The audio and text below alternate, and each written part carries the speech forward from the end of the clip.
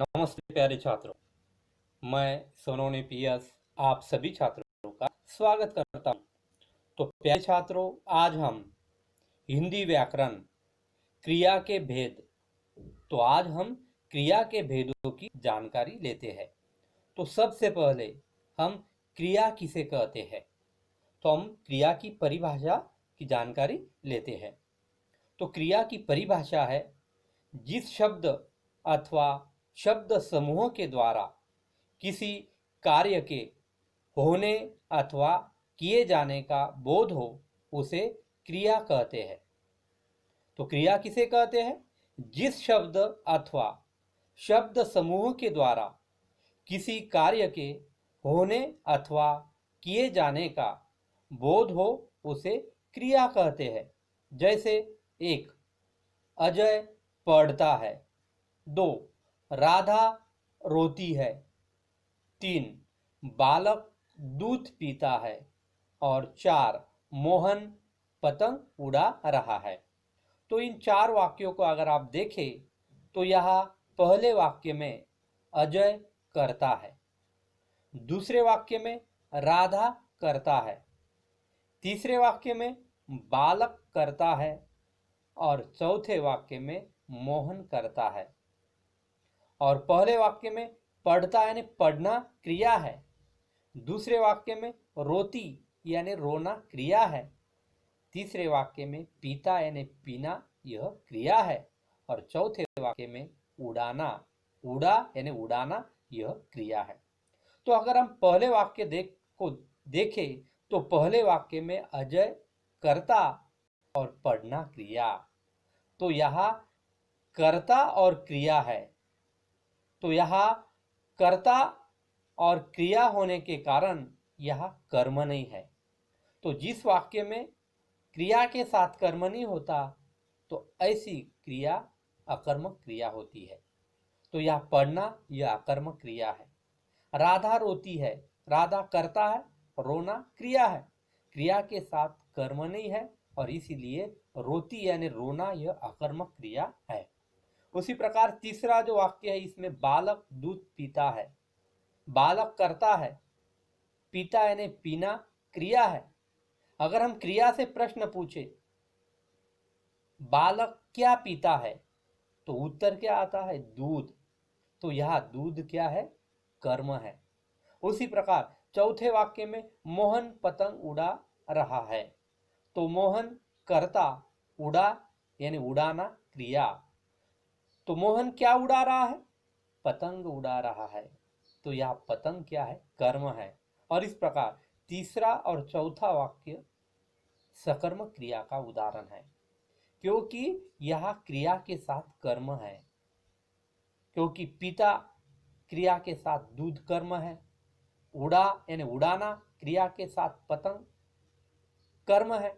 लेकिन पहले दो वाक्य में क्रिया के साथ कर्म नहीं है और इसलिए पहले दो वाक्य अकर्मक क्रिया के उदाहरण है और तीसरा और चौथा वाक्य जो है यह सकर्मक क्रिया का उदाहरण है, क्योंकि क्रिया के मुख्य दो भेद है।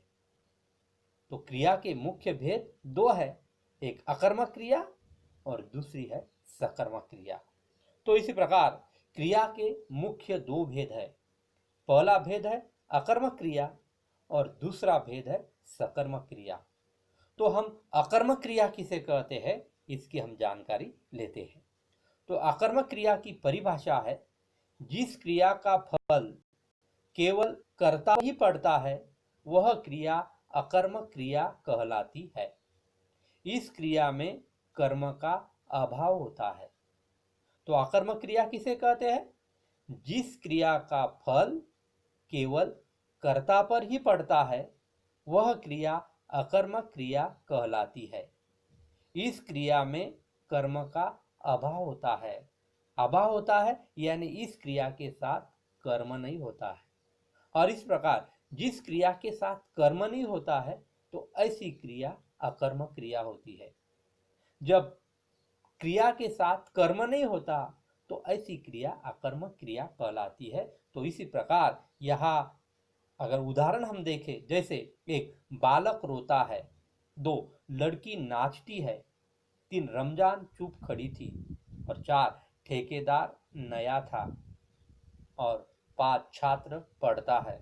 तो इन वाक्यों में क्रिया के साथ कर्म नहीं है, तो इसीलिए ये पांचों वाक्य अकर्मक क्रिया के उदाहरण है। पहला वाक्य, बालक रोता है। कौन रोता है? बालक रोता है। जिस क्रिया का फल केवल कर्ता पर ही पड़ता है वह सकर्मक क्रिया, अकर्मक क्रिया कहलाती है। जैसे कौन रोता है? बालक रोता है। तो बालक कर्ता, रोना क्रिया, या क्रिया के साथ कर्म नहीं है, इसलिए अकर्मक क्रिया का उदाहरण है। लड़की नाचती है। कौन नाचती है? तो उत्तर आता है लड़की। तो इसी प्रकार यह भी कर्म नहीं है, यह भी अकर्मक क्रिया का उदाहरण है। रमजान चुप खड़ी थी। कौन चुप खड़ी थी? रमजान। तो यह कर्म न होने के कारण यह अकर्मक क्रिया का उदाहरण है। ठेकेदार नया था। कौन नया था? ठेकेदार। उसी प्रकार छात्र पढ़ता है। कौन पढ़ता है? छात्र पढ़ता है। तो इन वाक्यों में कर्ता और क्रिया है, यह कर्म नहीं है, यह कर्म का अभाव है। और अकर्मक क्रिया में कर्म का अभाव होता है, या जिस क्रिया के साथ कर्म नहीं होता ऐसी क्रिया को अकर्मक क्रिया कहते हैं। तो इसी प्रकार क्रिया के दो भेद है, अकर्मक और सकर्मक। हमने अकर्मक क्रिया की जानकारी ली है, अभी जो दूसरा भेद है सकर्मक क्रिया की जानकारी हम लेते हैं।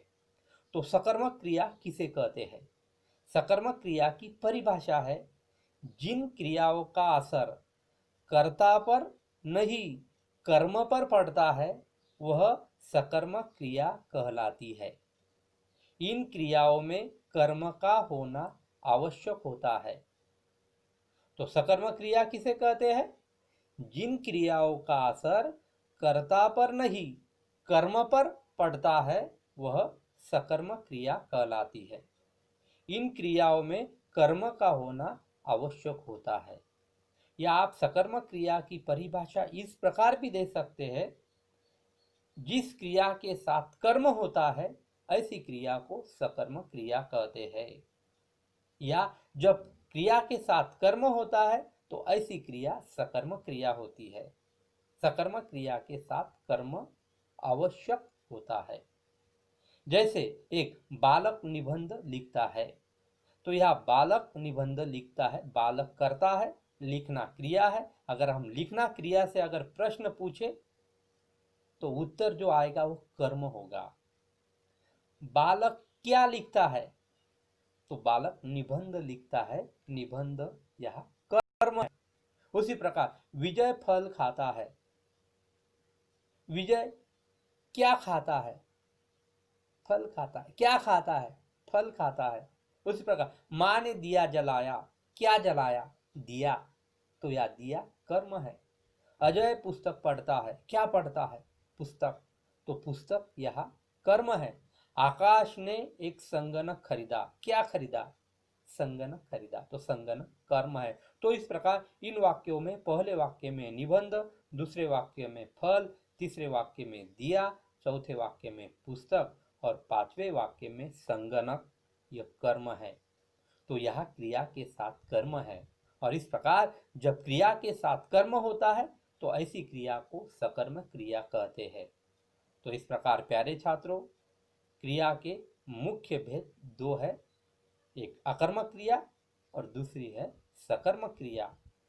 तो क्रिया के और उपभेद है, जैसे संयुक्त क्रिया, सहायक क्रिया और प्रेरणार्थक क्रिया। लेकिन इन क्रियाओं की जानकारी हम बाद में लेंगे। लेकिन अभी आपको स्वाध्याय के लिए प्रश्न, अकर्मक क्रिया और सकर्मक क्रिया के 5-5 वाक्य तैयार करो। तो आपको अकर्मक और सकर्मक क्रिया के 5-5 उदाहरण वाक्य आपको तैयार करना है। और भी ज़्यादा वाक्य आपको किताबों में से ढूंढना है, और सकर्मक अकर्मक क्रिया को अच्छी तरह से आपको समझना है, क्योंकि क्रिया के मुख्य भेद अगर आपको पूछा तो दो है, एक है अकर्मक क्रिया, दूसरा है सकर्मक क्रिया। अकर्मक क्रिया किसे कहते हैं? जब क्रिया के साथ कर्म नहीं होता ऐसी क्रिया को अकर्मक क्रिया कहते हैं। जब क्रिया के साथ कर्म होता है ऐसी क्रिया को सकर्मक क्रिया कहते हैं। तो प्यारे छात्रों, आज के लिए इतना ही। धन्यवाद।